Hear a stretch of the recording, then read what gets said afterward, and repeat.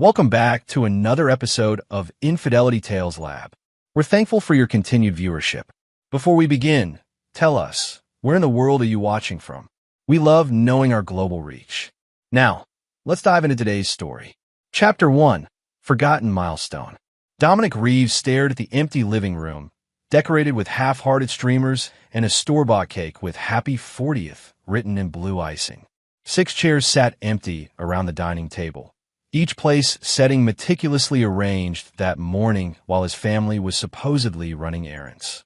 The grandfather clock in the hall struck 8, its chimes echoing through the vacant house. 3 hours. He'd waited 3 hours for them to return.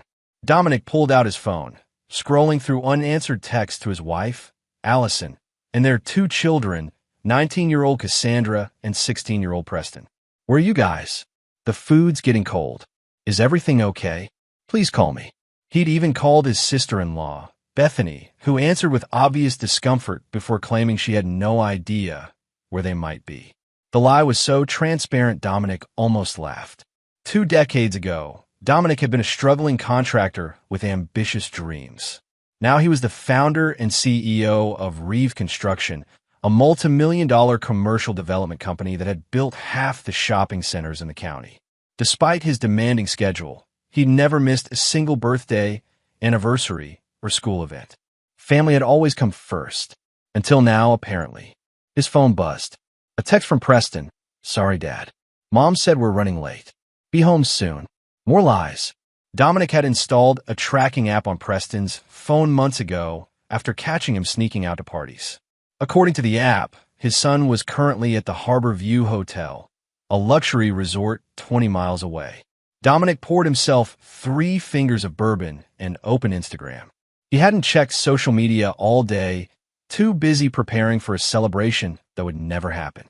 The first post in his feed stopped him cold. It was from Cassandra's account, a group photo in what appeared to be a lavish hotel ballroom.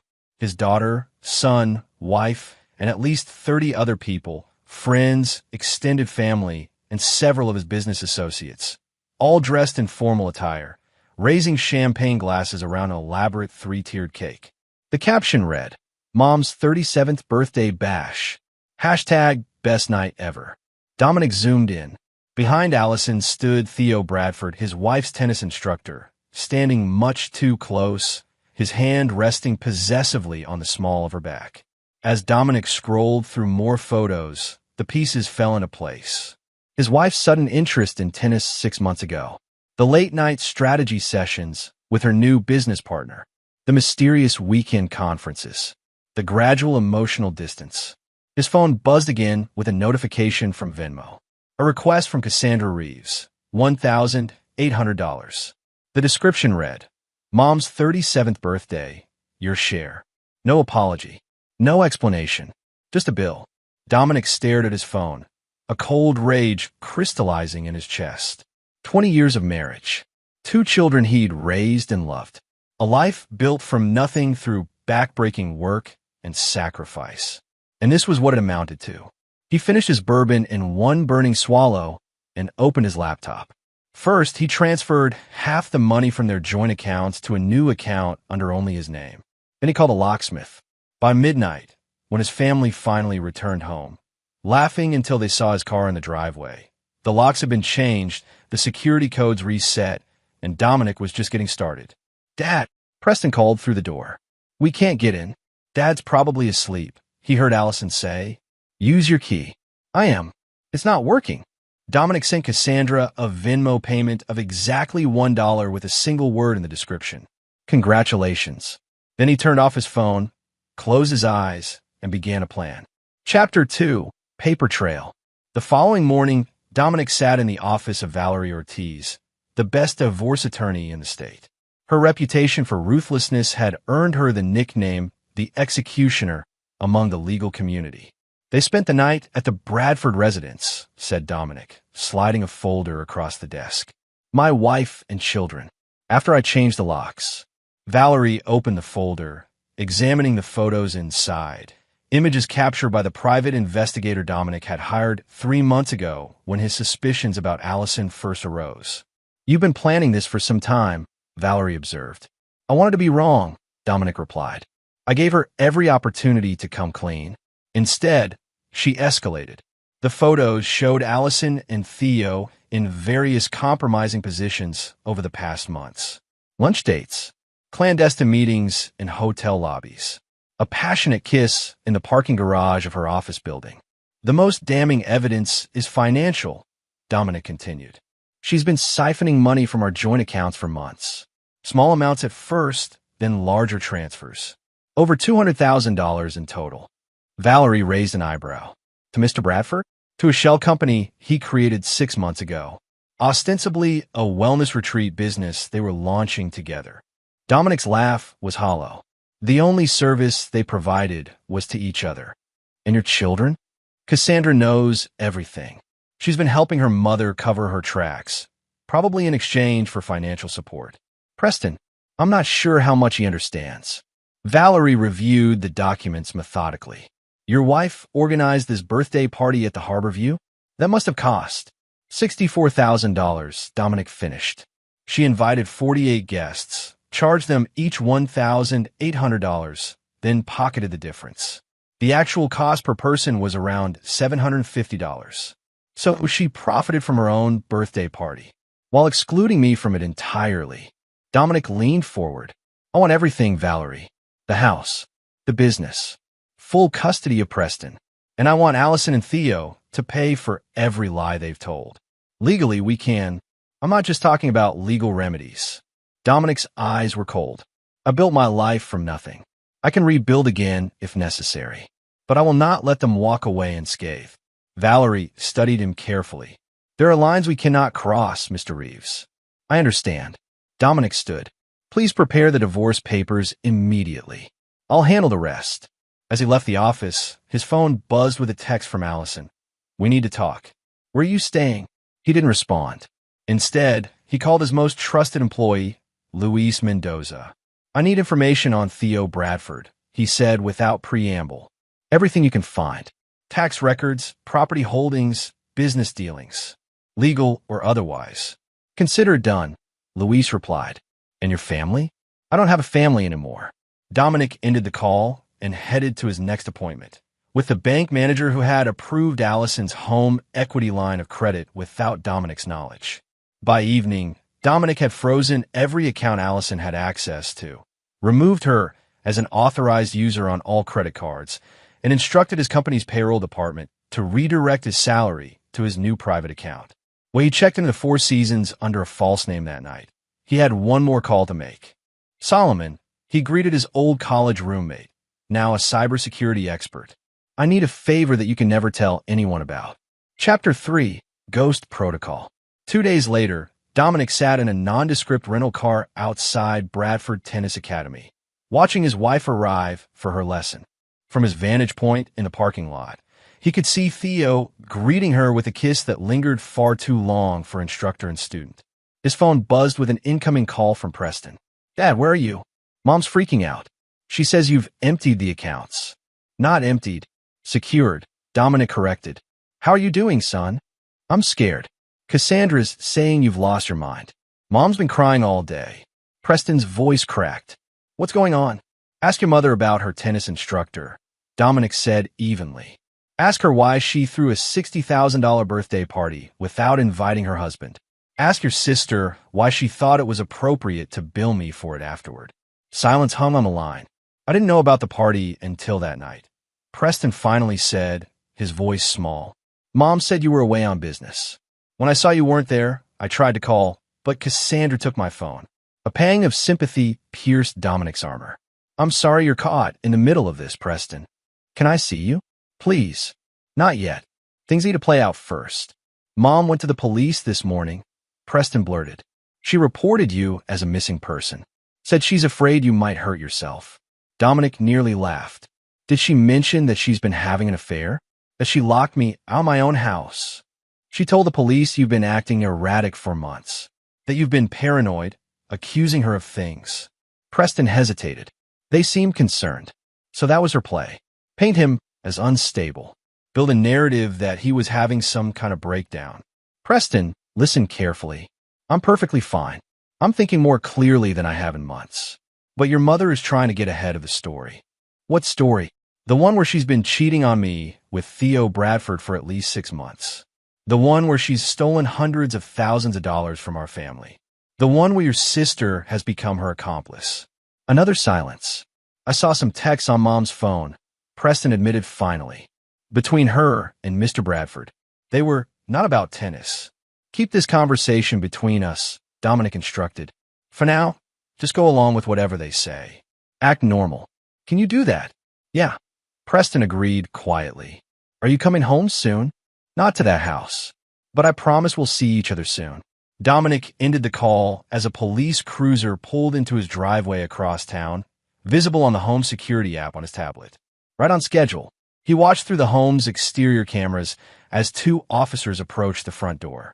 Solomon's hack into the home system gave Dominic complete remote access while preventing anyone else from viewing the feeds. The officers knocked, then peered through windows. One of them spoke into his radio, presumably reporting that the residence appeared empty with no signs of disturbance. Dominic switched cameras to view the backyard, where the officers were now examining the doors and windows. Finding everything secure, they eventually returned to their vehicle and departed. His phone immediately rang. Allison calling for the 20th time that day. He declined the call and opened the text from Solomon. System in place. All communications intercepted. Location tracking active on all devices. Bank alerts set up. You'll know every move they make. Dominic replied. Time for phase 2. He started the rental car and drove to his next destination. The office of Marlene Kovacs, the private investigator who had been documenting Allison and Theo's affair. I need more, he told her without preamble. Not just their relationship. I need everything on Bradford. Business dealings, gambling habits, tax situations, legal troubles, former relationships. The works. Marlene nodded. My sources indicate he's not as successful as he appears. The academy is hemorrhaging money. He's leveraged to the hilt. So he needs my wife's money, Dominic concluded. Or rather, my money. Exactly. And there's something else. Marlene handed him a file. Bradford has a pattern. This is the 3rd wealthy married woman he's become involved with. The previous 2 divorced their husbands, liquidated significant assets to invest in ventures with Bradford, then found themselves abruptly single and significantly poorer within a year. Dominic flipped through the documentation, his jaw tightening. He's a professional predator, essentially, but he's never been charged with anything. He's careful. Everyone makes mistakes, Dominic said, closing the file. Find me his. That evening, as Dominic worked from his hotel room, an alert from Solomon's tracking system pinged his laptop. Allison, Cassandra, and Theo were all converging on the local police station. Right on cue, his burner phone rang, a number he didn't recognize. Mr. Reeves? This is Officer Daniel Hartman with the Metro Police Department. Your wife has reported you missing. She's quite concerned. I'm not missing, Officer Hartman. I'm voluntarily absent. Would you be willing to come to the station to confirm that in person? Just to clear things up. Of course, Dominic agreed pleasantly. I'd be happy to explain exactly why I've chosen to distance myself from my wife. An hour later, Dominic walked into the police station, immaculately dressed in a tailored suit. As he entered, he saw Allison, red-eyed and playing the part of the distraught wife, with Cassandra at her side. Theo lurked in the background, trying to appear concerned yet detached. The performance ended the moment they saw him. Dominic, Allison gasped, her manufactured distress instantly replaced with shock. Officer Hartman looked between them, confusion evident. Mrs. Reeves, your husband appears to be fine. I never said he wasn't. Allison recovered quickly. I said he was missing. He disappeared without a word, cleaned out our accounts. Actually, Dominic interrupted, I'd like to file a report of my own. Financial fraud, identity theft, and adultery. Though I understand that last one isn't technically a crime anymore. As Allison's face paled, Dominic smiled for the first time in days. The game had begun. Chapter 4, Countermoves. What exactly are you accusing your wife of, Mr. Reeves? Officer Hartman asked, leading Dominic to an interview room while another officer remained with Allison, Cassandra, and Theo in the waiting area. Dominic placed a thick folder on the table. My wife has been systematically transferring funds from our joint accounts to a shell corporation established by her lover, Theo Bradford. She forged my signature on a home equity line of credit application. She used my business contacts to solicit donations for her birthday party under false pretenses. Officer Hartman leafed through the documents, his expression growing more serious with each page. These are serious allegations. They're documented facts, Dominic corrected. My attorney has already begun civil proceedings, but I believe some of these actions constitute criminal fraud. And you haven't been coercive or threatening toward your wife. I changed the locks on my house after discovering her infidelity and financial deception. I protected my assets by transferring funds to secure accounts. I temporarily ceased communication while gathering evidence. None of those actions are illegal. The officer studied him. Why not just divorce her and be done with it? Because this isn't just about a failed marriage, Dominic explained coldly. My wife and Mr. Bradford have been systematically targeting my finances, my reputation, and my relationship with my children. Now they're attempting to paint me as mentally unstable to gain advantage in upcoming legal proceedings. I won't allow that narrative to stand. After nearly an hour of detailed questioning, Officer Hartman escorted Dominic back to the waiting area, where Allison immediately launched into a performance. "Dom, we've been so worried," she cried, attempting to embrace him. "Why would you disappear like that? Why would you lock us out of our home?" Dominic stepped back, avoiding her touch. "Officer Hartman has copies of the evidence now. Allison, I suggest you find a good criminal defense attorney." Theo stepped forward. "Look, man, I don't know what you think is happening." "Mr. Bradford," Dominic cut him off, "I've documented 37 instances of you and my wife engaging in extramarital activities over the past 6 months. I have records of $217,000 transferred from my family's accounts to your shell corporation. I know about the other women, Patricia Wilson and Eleanor Greer. I know your pattern." The color drained from Theo's face. Cassandra inserted herself between them. "Dad, you're embarrassing yourself. Mom and Theo are business partners. And you," Dominic turned to his daughter, "billing me $1,800 for a party I wasn't invited to? That was a special touch." "It was a surprise party," Cassandra stammered. "You were supposed to—" "Save it," Dominic interrupted. "The guest list is in that folder. My name isn't on it." Officer Hartman cleared his throat. "I think we've established that Mr. Reeves is not missing or in danger. The rest of these matters appear to be civil disputes." "Precisely," Dominic agreed, "which is why I'll be leaving now. Please inform Mrs. Reeves that all communication should go through our respective attorneys moving forward." As Dominic walked toward the exit, Allison rushed after him. "Where are you going? What about Preston? He needs his father." "Preston is welcome to contact me directly anytime," Dominic replied without slowing. "Unlike the rest of you, he hasn't lied to my face or stolen from me." Outside, Dominic found Preston waiting in Allison's car, his expression a mixture of relief and anxiety. "Dad," Dominic hugged his son tightly. "I'm okay, Preston. This situation is complicated, but I promise I'm okay. Mom said you're having some kind of breakdown. Your mother is trying to protect herself," Dominic said carefully. "There are things happening that you don't fully understand yet." "Then help me understand," Preston pleaded. "Everyone's lying to me." Dominic glanced toward the police station, where Allison, Cassandra, and Theo were emerging, their faces thunderous. "Not here," he said quietly. "I'll text you later. We'll meet somewhere private." As Dominic walked to his rental car, he felt Allison's eyes boring into his back. The wounded spouse act hadn't worked with the police. She would try something else next. He was counting on it. Chapter 5. Bait and Switch. The following morning, Dominic met Preston at a diner 20 miles outside town. His son looked exhausted, dark circles under his eyes. "Mom and Cassandra were fighting all night," Preston explained, sipping the coffee Dominic had ordered for him. "Cassandra keeps saying they need to neutralize you before the divorce." "Neutralize?" Dominic raised an eyebrow. "Her words, not mine. They don't know I can hear them." Preston lowered his voice. "I've been recording their conversations." Dominic felt a surge of pride, mixed with sadness that his son had been forced into such a position. That shows initiative, but be careful. I don't want you putting yourself at risk. Is it true? About Mom and Mr. Bradford? Dominic nodded slowly.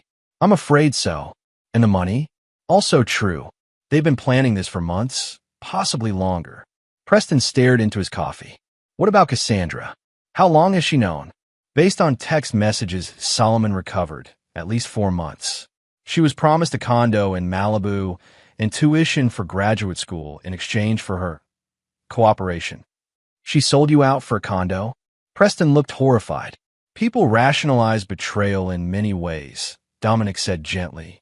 Your sister probably tells herself, I deserve it somehow. What happens now? Now you go back home and pretend we never had this conversation. But I want you to pack a bag with your important belongings, documents, favorite possessions, anything irreplaceable, and hide it somewhere secure. Why?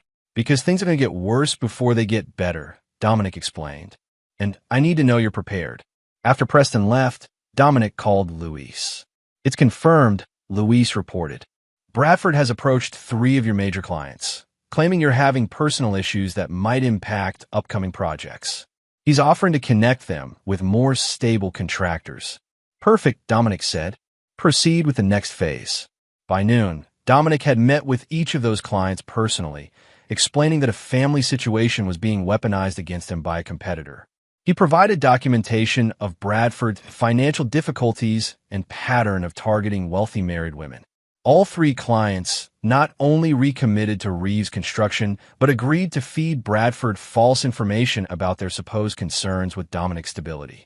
The trap was being set.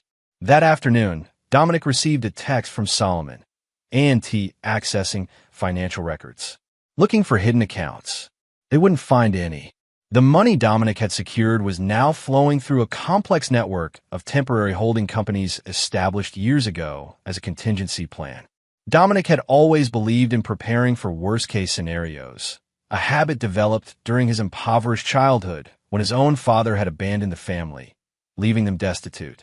His next stop was the Harbor View Hotel, where Allison's extravagant birthday party had been held. The event manager, Howard Lassiter, greeted him warmly. Mr. Reeves, I was surprised you couldn't attend your wife's celebration. She said you were called away on business. That's actually why I'm here, Howard.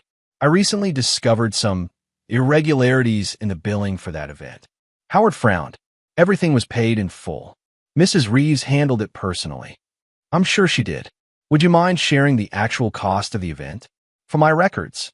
After some hesitation and a gentle reminder about the substantial business Reeves Construction had brought to the hotel over the years, Howard pulled up the invoice, $36,422. And guests were charged $1,800 each, Dominic noted. For 48 attendees, that's $86,400. Quite a profit margin. Howard looked uncomfortable. I wasn't aware of any guest contributions. No, you wouldn't be. That was handled privately. Dominic smiled reassuringly. I'm not blaming you, Howard, but I would appreciate copies of all documentation related to the event. For my divorce proceedings. The word divorce opened all necessary doors. By the time Dominic left, he had complete records of every detail Allison had planned, including her specific instruction that Dominic was not to be admitted to the party under any circumstances, even if he somehow learned about it. Back in his hotel room, Dominic reviewed the day's developments with Solomon via secure video call. They're getting desperate, Solomon reported. Allison tried to access your email accounts, but couldn't get past the new security. Bradford called 3 banks trying to find your new accounts. Cassandra has been contacting your former employees, looking for dirt. And Preston, clean so far. No suspicious communications. He seems to be keeping his word. Dominic nodded, relieved. What about the offshore transfers? Bradford made initial inquiries this morning. Our false trail is in place. The Cayman account looks legitimate, complete with believable banking history. If he tries to access it, we'll have him on attempted financial fraud, Dominic finished. Keep monitoring. I want to know the moment they take the bait. 3 hours later, the alert came. Bradford had attempted to access the fabricated offshore account using credentials purposely left on a decoy laptop in Dominic's home office safe, the combination of which Allison knew. Dominic immediately called Valerie Ortiz. "We've got him," he said without preamble. "Attempted unauthorized access to a financial account. The system captured his IP address, device information, everything." "Do you want to press charges immediately?" Valerie asked. "Not yet," Dominic replied. "Let's see how deep they'll dig their own graves first." Chapter 6. The Turning Point. A week into Dominic's calculated absence, the first cracks in Allison's coalition began to show. Solomon's surveillance revealed increasingly tense conversations between Allison and Theo, primarily centered around money. "She's burning through cash faster than expected," Solomon explained during their morning briefing. "The credit cards are all declined now. Bradford Academy payroll is due tomorrow, and he's short by almost $30,000. Has he tried accessing the Cayman account again?" "3 more attempts," Solomon confirmed. "Each one meticulously logged. He's getting sloppy. Last night, he spent 4 hours searching for ways to bypass banking security protocols. His search history is incriminating." Dominic smiled grimly. "And Cassandra? She's demanding her promised condo and tuition money. Apparently, she's already signed a lease based on her mother's guarantees." Everything was proceeding according to plan. Financial pressure was the first step in fracturing their alliance. Dominic's phone buzzed with a text from Preston. "Mom's meeting with some guy today. Says he's a reputation management consultant." "What does that mean?" "It means they're planning to destroy my public image," Dominic replied. "Can you get a name?" 20 minutes later, Preston sent a photo of a business card. "Fletcher Mills, Crisis Management Specialist." Dominic immediately relayed the information to Luis, who set to work investigating Mills. By afternoon, they had a complete profile. Former tabloid journalist turned PR fixer, specializing in crafting sympathetic narratives for wealthy clients facing public scandal.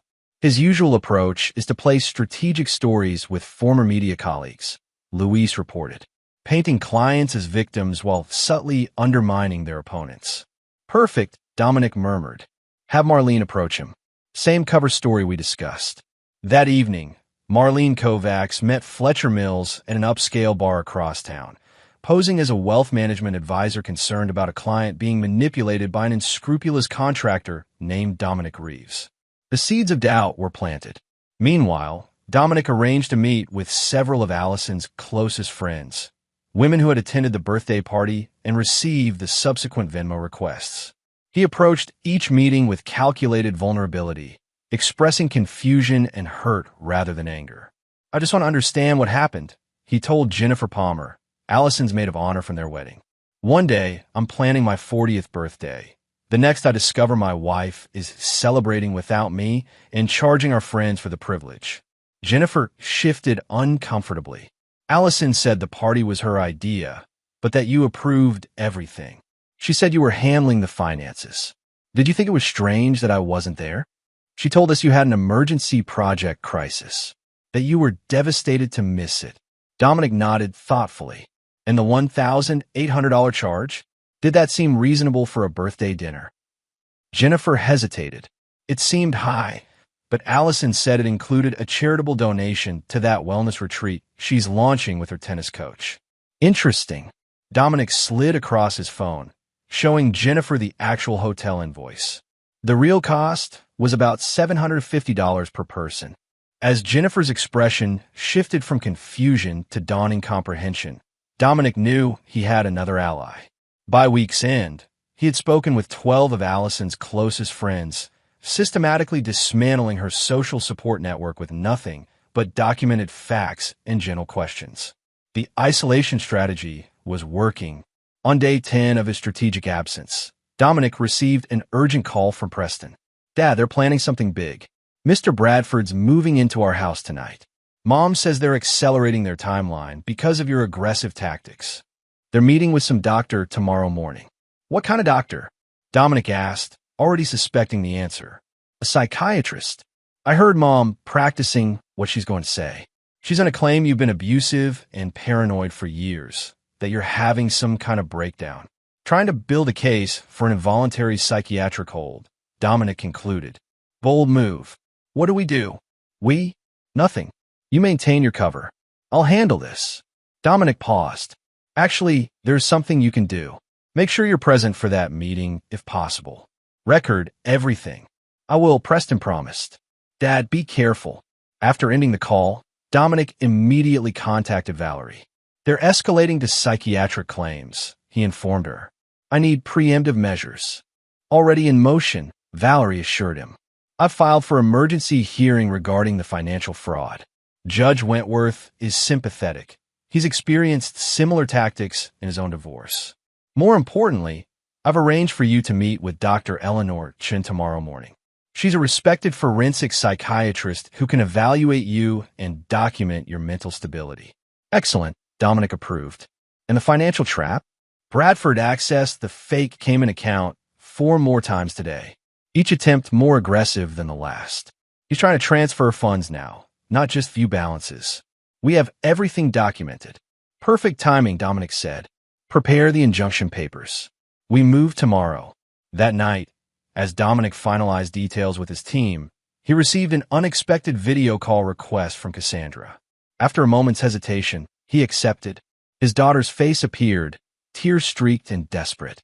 Dad, I need to talk to you. I'm listening, Dominic replied, keeping his expression neutral. Everything's falling apart, she blurted. Mr. Bradford moved in today, and he's not who Mom said he was. He's controlling and mean when no one's watching.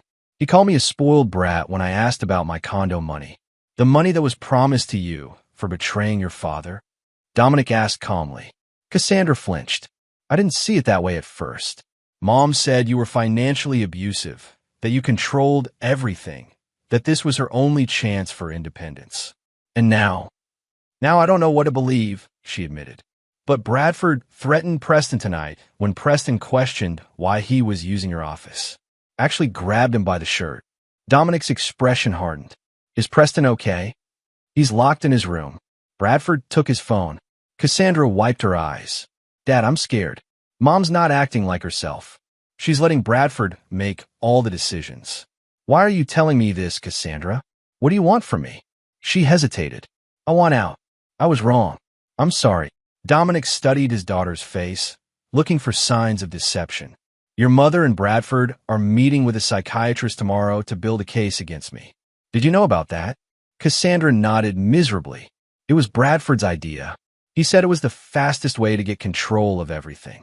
And you were okay with having your father forcibly committed to a psychiatric facility based on lies.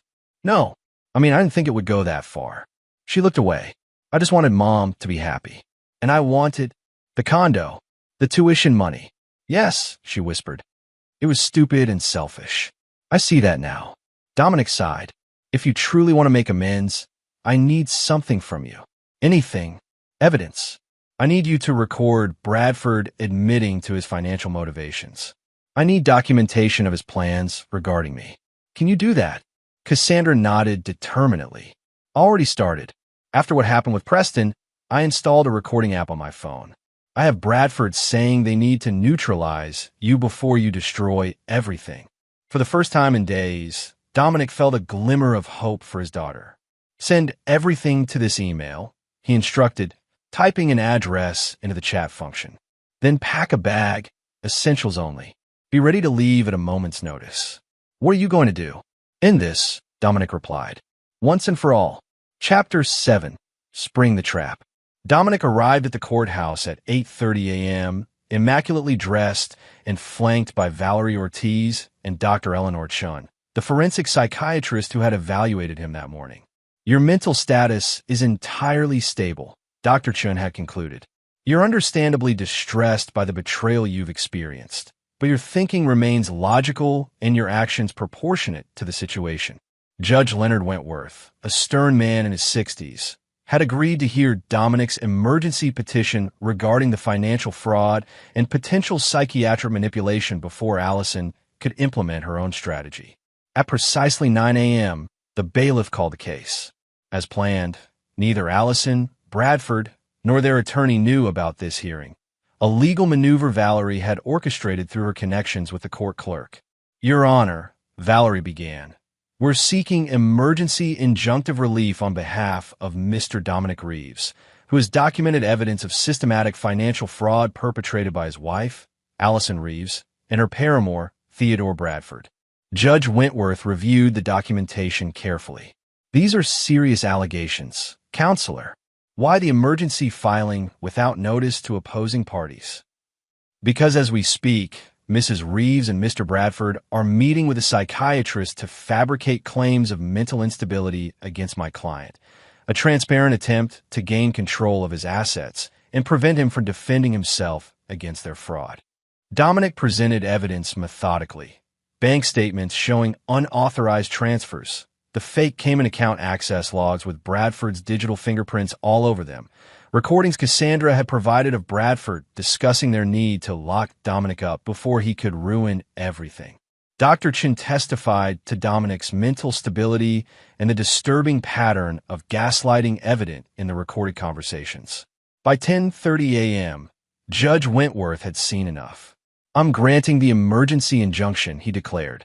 Mrs. Reeves and Mr. Bradford are hereby prohibited from accessing any accounts or property belonging to Mr. Reeves.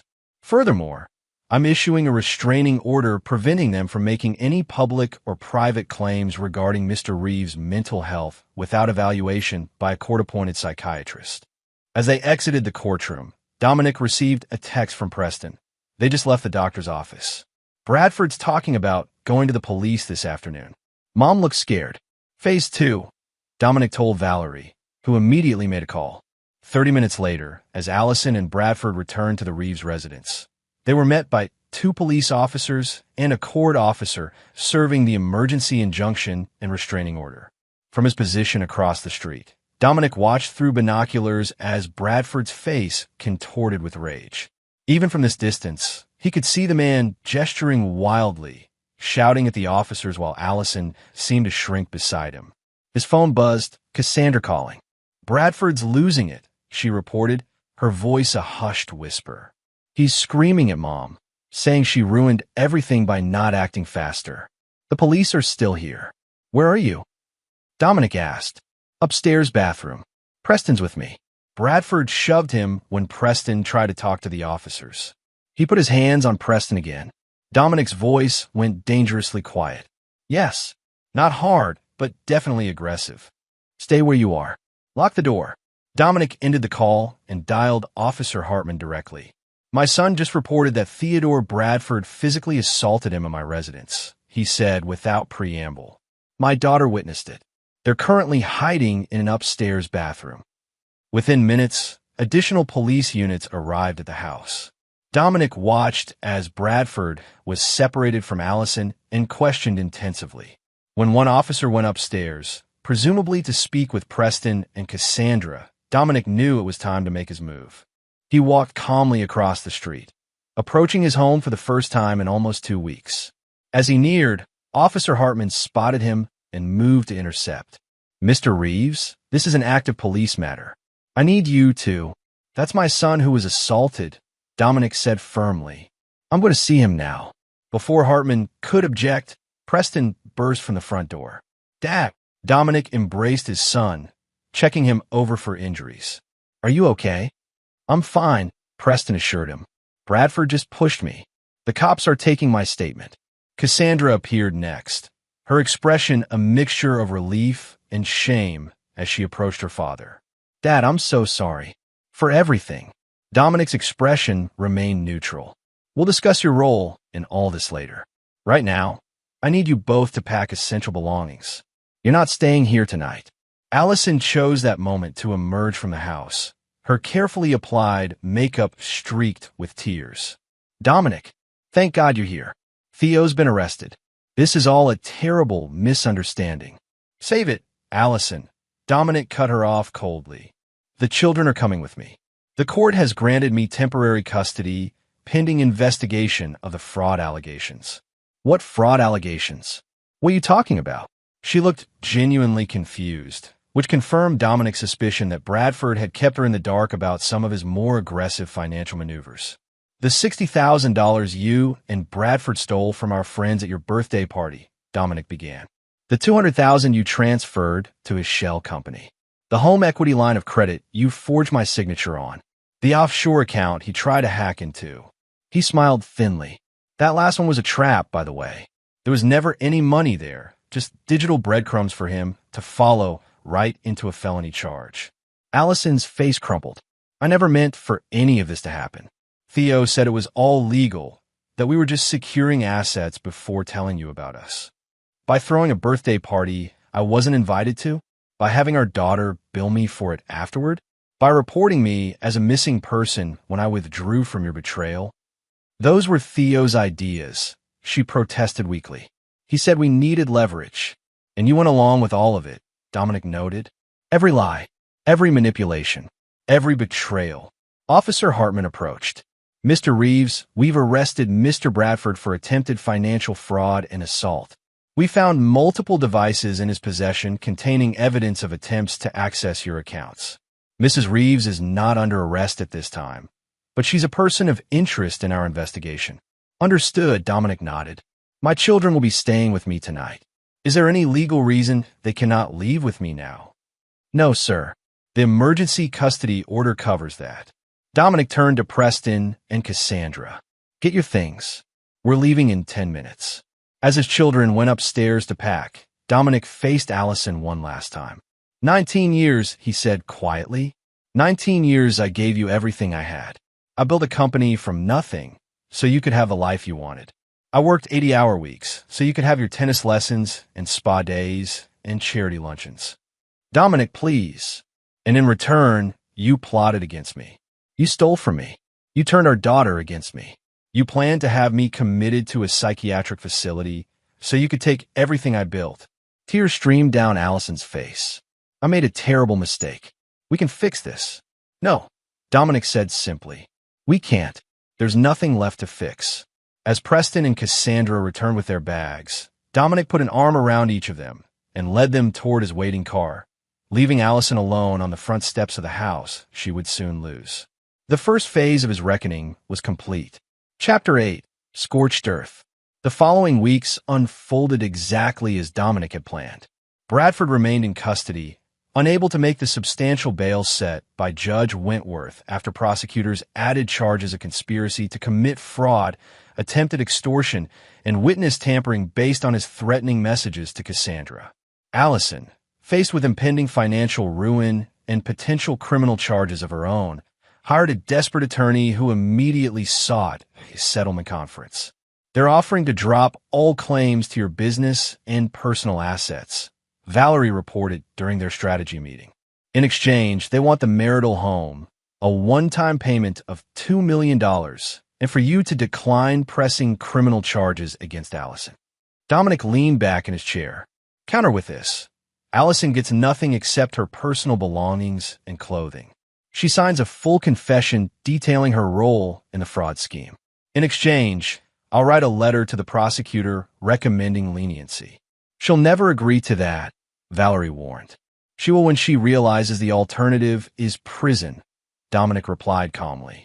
Bradford is going down regardless. His pattern of targeting wealthy women is too established to ignore now that we've connected the dots. Allison's only hope is to position herself as another victim. Meanwhile, Dominic had moved Preston and Cassandra into a luxury apartment downtown while maintaining ownership of the family home. Preston had adjusted well, relieved to be away from the toxic environment. Cassandra's situation was more complex. I don't deserve your forgiveness, she told Dominic one evening as they sat on the apartment balcony overlooking the city. I betrayed you for money and status. Yes, you did, Dominic agreed, his tone matter-of-fact rather than accusatory. The question is what you've learned from it. Cassandra stared at her hands.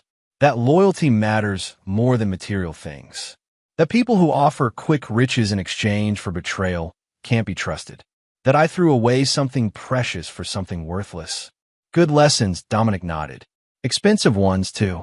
What happens now? With me, I mean. Dominic studied his daughter's face, searching for sincerity. That depends on you. I've arranged for the remainder of your tuition to be paid through a trust. You'll receive a modest monthly allowance for living expenses. The rest, including rebuilding our relationship, will take time and consistent effort on your part. And Mom? What's going to happen to her? Your mother made choices, Dominic said evenly. Now she'll face consequences. 2 days later, Allison's attorney called Valerie with their response to Dominic's counteroffer. Allison would accept his terms with one modification. She wanted ongoing access to Preston. Her parental rights are not negotiable, her attorney insisted. Dominic considered this. Preston, despite everything, still loved his mother. Complete severance would only hurt him. Limited supervised visitation, Dominic conceded. Once weekly, in a public location for 6 months. After that, we reassess based on Preston's wishes. The deal was struck. Allison signed a comprehensive confession detailing how Bradford had systematically manipulated her into betraying Dominic, though she acknowledged her own willing participation once the affair began. She admitted to the birthday party scheme, the financial fraud, and the planned psychiatric commitment. In exchange, Dominic wrote a carefully worded letter to the prosecutor, suggesting that while Allison should face appropriate legal consequences, her cooperation in building the case against Bradford should be considered a mitigating factor.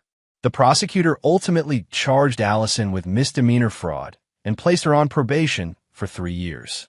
She was ordered to make restitution to the birthday party guests she had overcharged, plus perform 500 hours of community service. Bradford, facing more serious charges and with no one willing to support his defense, accepted a plea deal, 5 years in prison for financial fraud, plus restitution to his previous victims. As for Fletcher Mills, the reputation management consultant, who had planned to smear Dominic in the media, he found himself abruptly blacklisted after Marlene Kovacs leaked evidence of his less ethical tactics to several industry watchdogs. By month's end, Dominic had reclaimed control of every aspect of his life. His business was thriving, with several new major contracts signed after clients heard about his strategic handling of personal adversity. His relationship with Preston was stronger than ever, and even Cassandra was showing genuine remorse and effort toward redemption. Only one loose end remained. Chapter 9. Ashes and Rebirth. 6 months after the fateful birthday party no one attended, Dominic stood in the master bedroom of the family home, surveying the space that had once represented his American dream. The movers had taken the last of the furniture that morning. Tomorrow, new owners would take possession, a young couple starting their own journey, blissfully unaware of the betrayal these walls had witnessed. His phone buzzed with a text from Solomon. Paperwork complete. Transfer executed. She'll receive notification by end of day. Dominic smiled grimly. The final piece of his plan was in motion.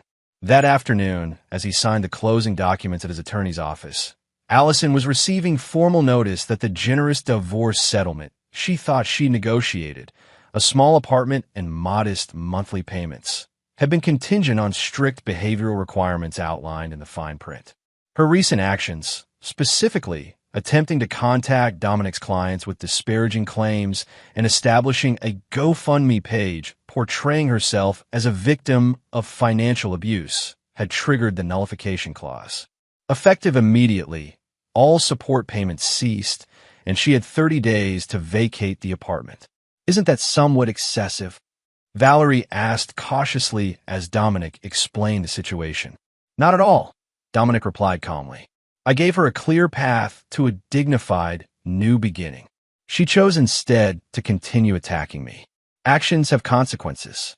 Later that evening, as Dominic hosted a small dinner at his new home for Preston, Cassandra, and a few loyal friends who had stood by him throughout the ordeal, his phone rang with an unfamiliar number. Mr. Reeves? A tentative female voice asked when he answered. This is Patricia Wilson. We've never met, but you exposed Theodore Bradford's scheme. I was one of his previous victims. I'm aware of your situation, Ms. Wilson, Dominic acknowledged. I'm sorry for what you experienced. No, I'm calling to thank you, she corrected. The restitution Bradford was ordered to pay, it saved my life. I was about to lose my home after what he took from me. Similar calls came the following days from Bradford's other victims. Dominic listened to each one, offering practical advice on rebuilding after financial devastation, something he understood intimately from his own childhood experiences. 1 month later, Dominic launched the Phoenix Foundation, a nonprofit organization dedicated to supporting victims of relationship-based financial fraud. Using his business acumen and network, he created a system offering legal aid, financial counseling, and temporary support for those rebuilding their lives after betrayal. Preston eagerly joined the Foundation's youth outreach program, helping young people from broken homes navigate their new realities. Even Cassandra, having transferred to a local university to be closer to family, volunteered her weekends to the cause. As for Allison, her final attempt at reconciliation came on a rainy Tuesday, exactly 1 year after Dominic's unattended birthday party. She appeared at his office unannounced, thinner and without the designer clothes and perfect makeup that had once been her armor. "Just 5 minutes," she pleaded with his assistant. "I just need 5 minutes." Against his better judgment, Dominic agreed to see her. "You've done well," she observed, looking around his expansive new office. "The Foundation, the business expansion. Everyone speaks highly of you." "What do you want, Allison?" Dominic asked directly. "Forgiveness," she answered simply, "or at least understanding. I've lost everything. My home, my reputation, my children's respect. I'm working as a receptionist at a dentist's office. I live in a studio apartment." "You made choices," Dominic reminded her, unmoved. "These are the consequences." "I know," she acknowledged, "but we were married for 19 years. We raised children together. Doesn't that count for anything?" Dominic studied the woman he had once loved beyond reason. It counted for everything. "That's why your betrayal was unforgivable. People make mistakes, Dominic. Terrible ones. But they can change, they can learn. Some betrayals are too fundamental," he interrupted. "Some broken things can't be repaired." Tears welled in Allison's eyes. "So that's it? 2 decades together, and we end as strangers."